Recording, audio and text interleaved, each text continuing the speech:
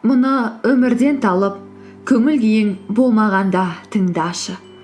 Жан жақтан өзіңді іздеп таппағанда, жан жағыңда мыңдаған адамдар жүрсе де, жүрегің түбінде жалғыздықты сезінгенде тыңдашы. Әлем сені түсінбегенде, сен оларды түсінбегенде, өзіңмен өзің ойға батқанда тыңдашы. Неліктен өмір сүремін? Өмірдің мәні не деп жан жаққа ойың тарағанда тыңдашы мұны. Қай жаққа қарасаң да қараңғылықты көргенде, тоқтаусыз бітпес сәтсіздіктердің куәгері болғанда тыңдашы мұны, өтінемін.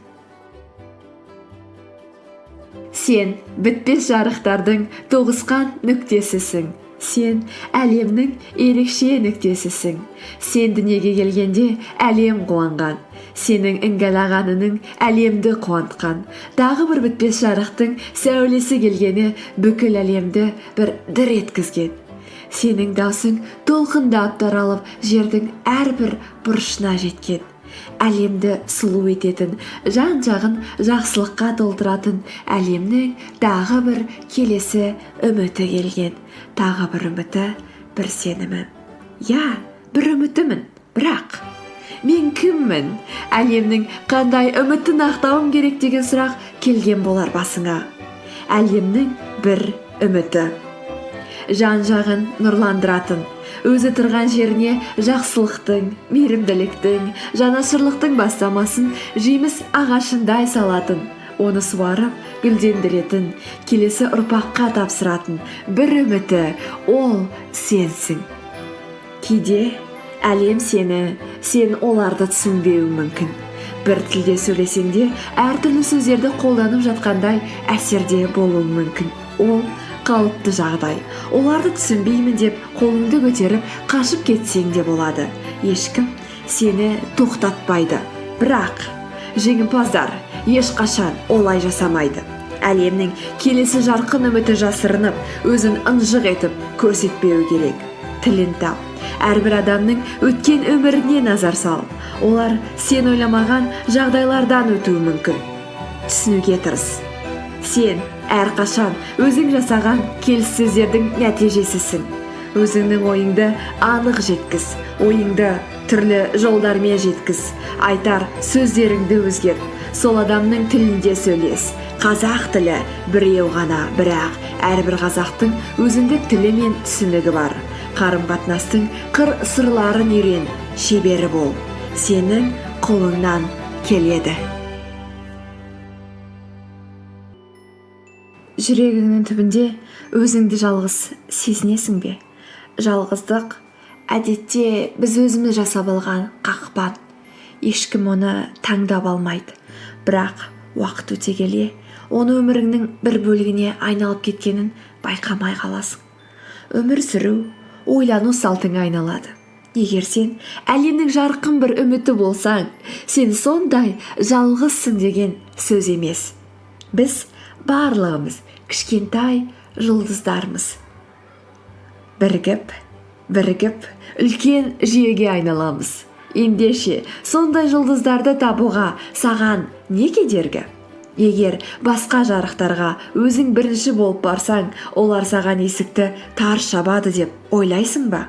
Егер басқа жарықтарға өзіңнің жалыныңнан сәл болсын қосып берсең, өшемін деп ойлайсың ба? Жарыққа жарық қосылса, керісінше олар жарқырай түседі.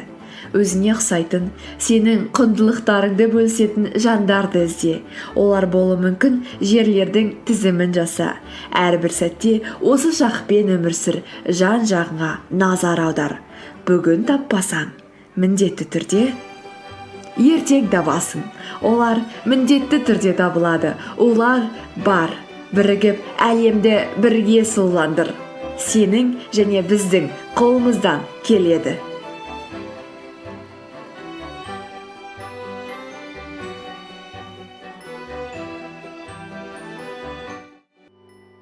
Жануын жанып жатырмын, бірақ әлемге қарашы дейсің бе?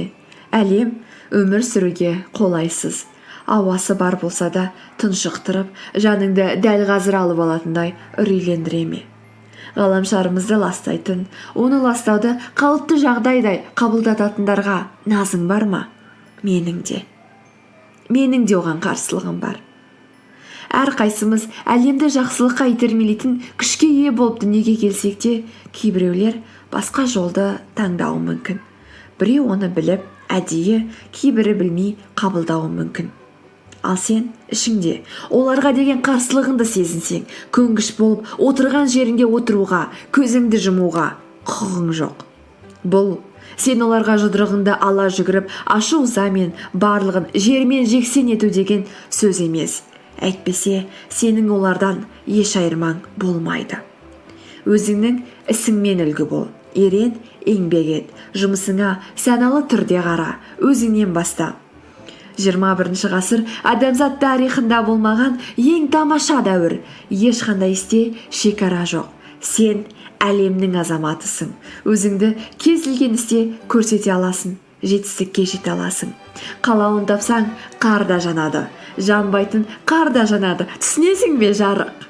Басқаларға бәрін жауып, әлемнің жаман, саған қарсы екендігін айтып, өміріңнің соңғы күніне дейін жылай аласың. Немесе барлығын өз қолың ал. Нағыз еңбектің, нағыз адамның, жарықтың қандай болатынын көрсете аласың. Сенемін саған.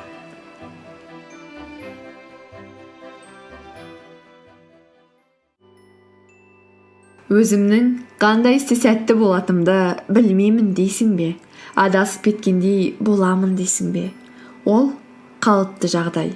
Ешкім өзінің қандай істе жетістікке жететінін біліп тумайды. Ол туралы арнайы хабарлама да келмейді. Алайда өмір сүре отырып түрлі белгілерге назар аудар. Қай істе жүрегің еш нәрсені ойламай беріліп тапшылмайды. Ол жүрегіңнің қалауы болуы мүмкін. Жан-жағыңдағылардан қандай істерің үшін көп мақтау естисің. Ол сенің мықты тұсың болуы мүмкін. Қоғамдағы қандай мәселелер сені әрқашан ойландырды. Ол сені қозғаушы күш болуы мүмкін. Істі баста, бар мүмкіндігіңді, потенциалыңды қолдан, өзіңнің мықты нұсқаңды жаса. Таңдауларың үшін қорықпа. Егер ол іс сенікі болмаса, бәрібір сезесің. Өмірлік сапарымыз қысқа болса да, әр істе өзіңді көруге ешкім кедергі емес. Сондықтан қорықпа, алға бас, қымбатты жарық.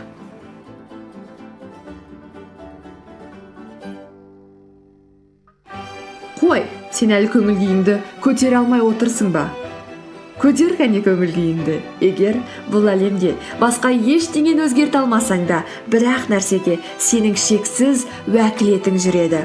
Ол сенің басың. Миллиондаған жағдайлар өтіп жатады. Бірақ сен ғана оған қалай қарау керек екендігін шешесің. Әрбір жағдайға күлесің бе, жылайсың ба, ол сенің шешімің. Егер дәл қазір көңіл күйіңнің түскені саған ұнамаса, бұл керексіз ойларды лақтыр қане. Басыңды өзіңе пайдасы жоқ ойымдармен толтыруды тоқтатамын деп уәде бер. Көңілсіздіктің неден пайда болғанын, себебін анықта. Өзің қаламайтын нәтижелердің алдын ал. Қолыңнан келгенін жаса. Сәттілік, батылдарды, өзіне не керек екенін білетіндерді жақсы көреді. Бәрі сенің кішкентай қолдарыңда. Кішкентай қолдарыңда.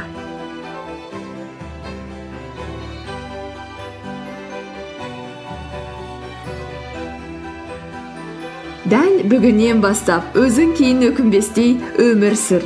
Әрбір минуттағы істеріміз, әрбір күндегі істеріміз біздің кім екендігімізді анықтайды. 5, 10, 20 жылдан кейінгі өзіңе сыйлық жаса. Ол ұялмайтын, ол қанағаттанатындай, ол орнында тыныш тұра алмай шаттанатындай өмір сүр. Сенің қолыңнан келеді сұлу жарық, шексіз махаббатпен талшын